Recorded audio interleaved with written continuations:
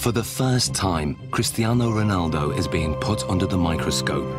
Sports scientists are testing the component parts that make him one of the world's most valuable footballers. His body strength has been tested. But now, scientists are going to test his mental ability. How much of Ronaldo's success comes from what his mind is doing on the pitch? He is as well a little bit air of arrogance, you know, that belief that he is the number one. First, it comes from the fact that you know you can. Deeply inside himself, he knows that if he wants, he can pass anybody. If you are strong mentally, the quality is coming natural. So I always try to be focused in my game, and my mental is quite good. To find out how his mental ability contributes to his performance, the scientists are going to start by testing Ronaldo's spatial awareness. They're fitting him with these state-of-the-art eye trackers that will reveal exactly what he looks at when he plays. Okay, left one. They are operated by equipment specialist John Ward. And up to the top. Perfect. That's good. And running this test is sports psychologist Zoe Wimshurst. With Ronaldo, he's going to be using all of his senses pretty much while he's playing. Probably around between 80 and 90% of the information that he's taking in will be coming through his eyes. During this test, Ronaldo is going to try to stop Andy taking possession of the ball, and the technology will reveal how he does it.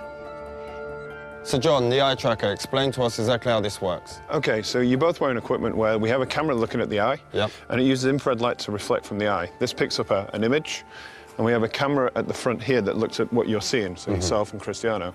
The software will then match those two together. We'll be able to see exactly what you guys are looking at. Fantastic, let's do this thing.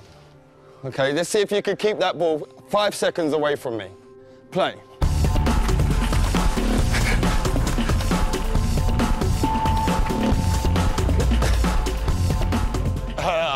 That's good 5 seconds, that's a good 5 seconds.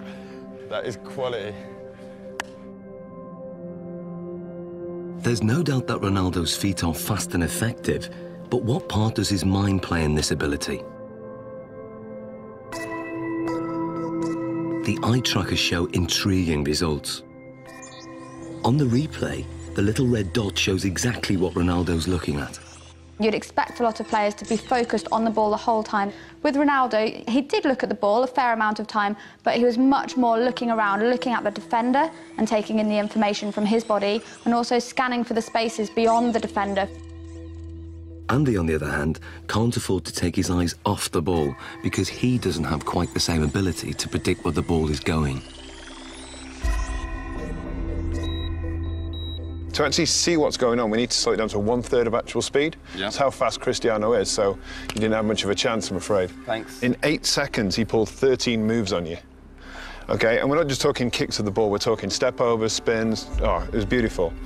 So you can see here on the gaze data, you can see he's concentrating on the ball, but what you'll see, and the interesting thing, is when he wants to go past you and looking how you're moving, he's predicting where you're sort of going to be, he's looking for movement in the hips to sort of plan his next move. So he looks at the ball, then he looks at where I move, and then he executes his trick. You see it comes in, looks at your foot, looks to the other one, up to the hip. Really accurate, precise, sharp movements. And then when we look to watching you, you're mostly trying to follow the ball, which means you're only ever going to be able to react to where the ball is moving rather than anticipate in advance anything that he's going to do. So you're always going to be that one step behind.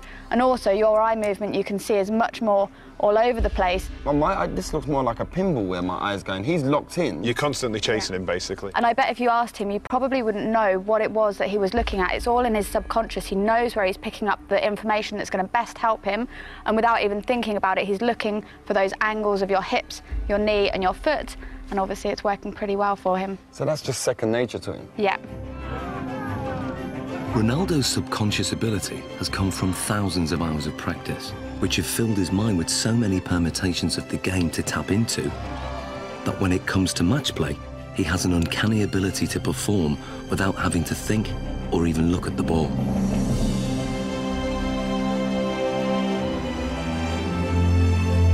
He is effectively a scholar of football. It's the same way as studying any other subject, learning a new language, anything like that.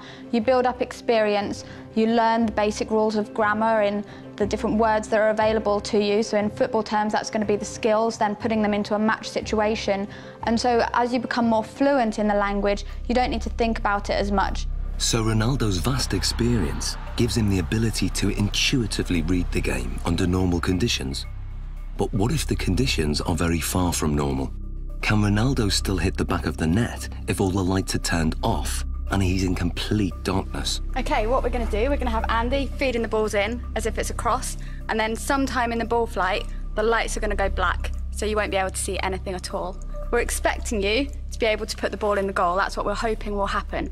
We're hoping that you'll have picked up some advanced cues from Andy's body position, the shapes, the positioning of his feet and his hips, and therefore will be able to tell exactly where the ball's going to go and get yourself in the right position, even though you can't see it. Okay. Taking Ronaldo on in this seemingly impossible test is an amateur footballer called Ronald. Come and join me, Ronald. Ronaldo. So we've got Ronald in here, same age as you, roughly the same height. We're going to use Ronald as a comparison and see how he reacts doing this same test. Ronald is going first. Dark! Light! Light! So what does the night vision reveal? Ronald misses the ball by quite a way. Perhaps not that surprising. But can Ronaldo do any better? I hope to do once.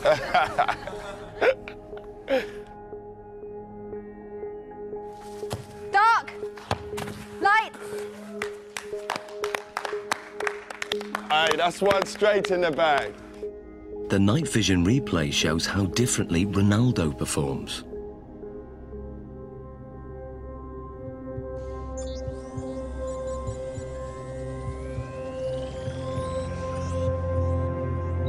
To confirm that wasn't just luck, another attempt. Dark! Light! Love that. Be careful. And the replay?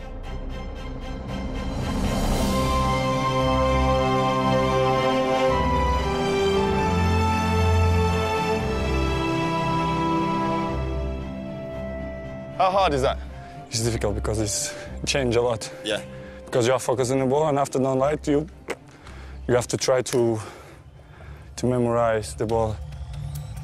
Human reaction time is about 200 milliseconds, and by 500 milliseconds, Ronaldo's subconscious has interpreted Andy's body language, worked out which direction the ball will go in, calculated its speed and trajectory, and then programmed his body to reach it at the optimum moment.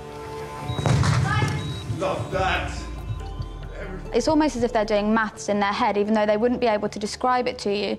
You could see from their performance that Ronaldo saw the first part of the ball flight information. He'd picked up information from Andy kicking the ball and was able to move his body into the correct position. This is because he's processed the information, he has experience of where the ball is likely to go, he's able to analyse all that as it's coming towards him and therefore connect successfully with the ball. Love that. Ronald, on the other hand, doesn't have this same level of experience. He would have watched the ball flight. It's likely that he will just have had his eyes on the ball instead of picking up any information from Andy himself. And then when the lights go down and it's black, he's kind of stranded in no man's land a little bit and just has to do his best to react, but is naturally going to struggle with that. So far, the lights have been shut off when the ball is in midair. But now, the lights will be turned off just at the moment Andy kicks it. Can Ronaldo score with only Andy's body language to go on? Here you go, we'll get one. We good? Yeah, good. Okay, Ronaldo. Dark. Light. Light. Aye. Ronaldo, quality. What was that, shoulder? Back. Great finish, great finish.